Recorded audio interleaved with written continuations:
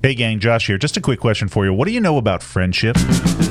Don't worry, I'll forgive you if you haven't listened to nor heard of this 1979 debut album from jazz fusion group Friendship. Two of the tracks on this album have names that I swear are part of a dare that just got out of hand. There's the absolutely awful play on words, here today, here tomorrow, and then this gem, Waterwings. Not water, space, wings, Waterwings. I'm sure in my southeast Pennsylvania accent it just sounds like I'm saying Waterwings, but I can't help it, Zoods, I'm from here. Hoagie, Wawa, Johns. Okay, I think I got it out of my system. But the reason this record means anything at all to me is because of the last track on side 1, ironically titled, Let's Not Talk About It.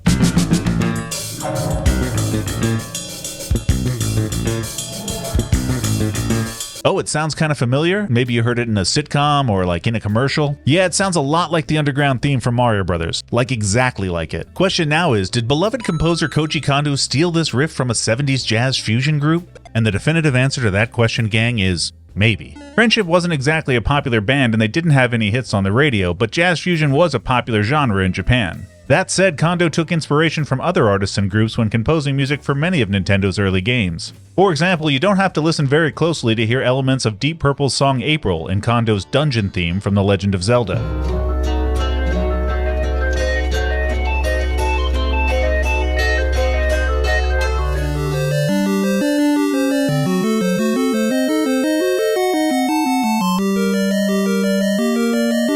But according to all the interviews and articles I read while doing research for this video, Kondo has never admitted to being inspired by any one song or melody while composing these classic Nintendo tracks. Though I did find this quote where Kondo spoke about composing the underground theme. It was really concentrated on the space between the notes, and using a few notes to create that feeling of being underground.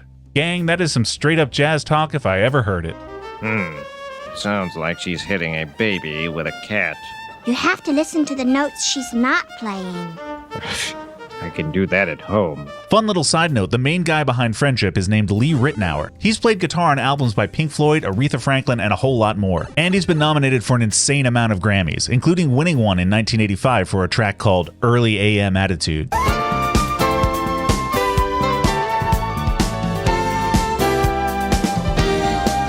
Oh, and it turns out he formed a hugely popular smooth jazz band that my parents used to play around the house when I was growing up. They were called Foreplay, and they have an album called Between the Sheets. I hate that. I'm not mentioning any of this to talk up or rip apart old Lee. I'm sure he's still killing it in the smooth jazz scene. But I did notice that this 1979 album isn't even a stub on his Wikipedia page. What is an altogether separate entry is his 1978 solo album, also called Friendship. It's not the same album, gang, I checked. Different lineup, different songs. I guess Lee just really loved the idea of friendship. Who can blame him? I can, and I do, because Foreplay, Between the Sheets.